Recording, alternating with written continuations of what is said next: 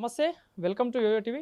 ప్రస్తుతం మనతో పాటు మాట్లాడడానికి టీఎన్జిఓస్ యూనియన్ సంబంధించిన జనరల్ సెక్రటరీ ముజీబ్ గారు మనతో పాటు ఉన్నారు. సార్ నమస్తే. సో నిన్న ఈ ఉద్యోగులకు సంబంధించిన సమస్యలపై కూడా ప్రెస్ మీట్ పెట్టడం జరిగింది. పదే పదే ప్రభుత్వాన్ని ప్రశ్నిస్తూ ఉన్నారు. సో దాని సమస్యలపై కొట్లాడుతూ ఉన్నారు. సో ఏం చెప్పదలుచుకో ప్రభుత్వానికి మరి? రాష్ట్ర జేఏసీ చైర్మన్ పెద్దలు జగదీశన గారి నాయకత్వంలో మరి నిన్న జేఏసీ సమావేశం జరిగింది. అయితే గౌరవ ముఖ్యమంత్రి గారు పిలిపించిన రోజు ఆ రోజు కూడా రాష్ట్ర జేఏసీ చైర్మన్ని పిలిపించి దాదాపు 3 గంటల సమయం ఇచ్చిండ్రు. ఏ ముఖ్యమంత్రి ఇయ్యనంత సమయం ఇచ్చి అన్ని సమస్యలు వాళ్ళు తెలుసుకొని ఇది ప్రజల ప్రభుత్వం, ఇది ప్రభుత్వ ఉద్యోగుల ప్రభుత్వం, ఇది మన కుటుంబం, మనం అందరం కలిసి పనిచేద్దాం, రాష్ట్రాన్ని మరి ప్రజలకు మంచి సంక్షేమ పథకాలు అందాలంటే మీ సాయం సహకారం కావాలన్నారు.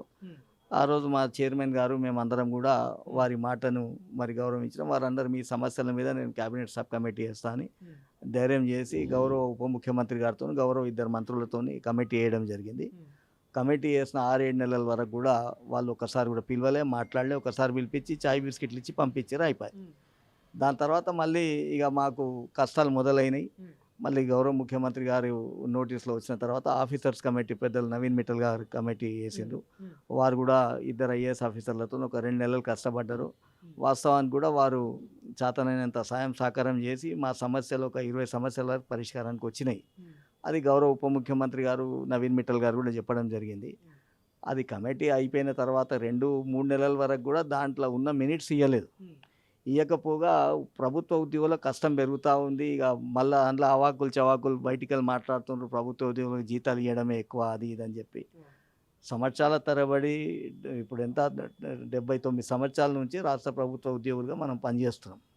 భారతదేశం స్వాతంత్రం వచ్చినప్పటి నుంచి ఈ రోజు వరకు కూడా ప్రభుత్వంలో పనిచేసినప్పుడు ఆ రోజు ఉద్యమాలు చేసి ఆ రోజు పెద్ద మనుషులు మాకన్న పూర్వీకులు కష్టపడి అన్నీ ఒకటొకటిగా హక్కుల కింద దాన్ని సాధించుకున్నాం. తెచ్చిన హక్కులను మొత్తము కొల్లగొట్టుకుంటా రాజకీయంగా అవమానం చేయడం, సమస్యల పరిష్కారం కాకుండా రాష్ట్ర జేఏసీ చైర్మన్ని, తెలంగాణ రాష్ట్ర అధ్యక్షుని గుర్తుపట్టకుండా అన్న చెప్పినట్టు 2-3 గంటలు కూర్చోబెట్టడం, వాళ్ళ సమీకరణలు ఉంటేనేమో సపరేట్ పిలిపించి చేసుకుంటారు. కోర్టు బూట్ వేసుకున్నాడేమో లోపడబోతాడు, మా రాష్ట్ర అధ్యక్షుడు మేమేమో పిచ్చోళ్ళ తీరాడ కూర్చుంటాం.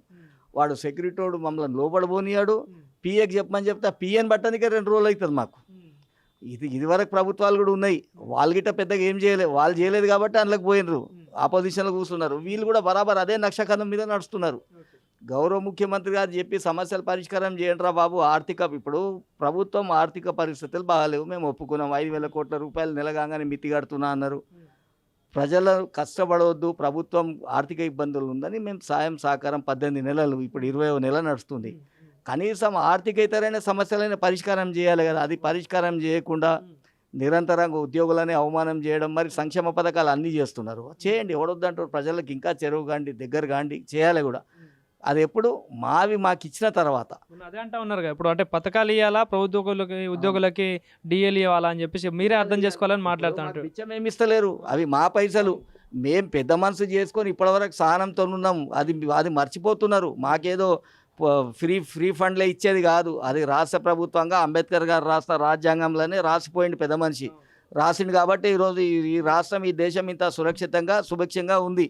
కాబట్టి మా హక్కులకు, మా ఆత్మగౌరవం దెబ్బతీసే ప్రయత్నం చేస్తే ఖచ్చితంగా తీవ్ర పర్యవసానాలు ఉంటాయి. ఇప్పటికైనా అన్న చెప్పినట్లు ముఖ్యమంత్రి గారు తండ్రి స్థానంలో ఉన్నారు. మీరు పిలిపించి, మధ్యవర్తులు అవసరం లేదు, అన్నను ఒక్కొని పిలిపించుకొని అర్ధగంట సేపు మాట్లాడి, అరే ఏమయ్యా జగదీశ్వర్ ఎందుకు ఇట్లా, నేను ఉన్నగా మీ అన్నని మీ తండ్రిలాగా ఉన్నా, నేను చేస్తా, ఇగో ఇది పట్టుకొని మిగతా సమస్యలు కూడా అవుతున్నాయని గౌరవం ఇవ్వండి. మీరు మా గౌరవం ఇవ్వకుంటే మాత్రం బరాబర్ ఈ కార్యాచరణ తీసుకున్నాం. 100% మొత్తం 206 సంఘాలు ఏకమైనవి. మేము ప్రజలను ఇబ్బంది పెట్టేది మా ఉద్దేశం కాదు. ప్రజలు కూడా తెలుసుకోండి, మేము అడుగుతుంది ఇవి మా పైసలే. ప్రజలు అంటే మాకు గౌరవం, మా ఇంట్లో మేము కూడా ప్రజలమే, మేము కూడా ఉద్యోగులం అయినప్పటికీ రాష్ట్రంలో ప్రజలమే. బయట వాళ్ళం బతకనికి వచ్చిన వాళ్ళం మేము కాదు, ఈయన పుట్టిన రేపు సచ్చినా ఈయన పొందబెడతారు మమ్మల్ని గిట్ట. ఇప్పుడు ఈ సమస్యలు పరిష్కారం కాకపోతే రాబోయే రోజుల్లో ఎన్నికలు కూడా ఉన్నాయి. సో మరి మీ సెగ తగిలే ఛాన్స్ ఉంటుందా?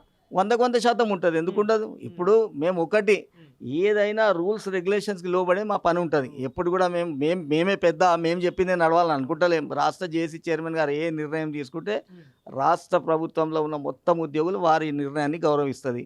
కాబట్టి వారిని పిలిపించుకొని మాట్లాడుకొని సమరానికి సిద్ధం కాకముందు ఇది చేసుకుంటే మంచిదని మేము అనుకుంటున్నాం. లేదు అంటే మీరే రేపు చూస్తారు, రోడ్ల మీదకి వస్తాం.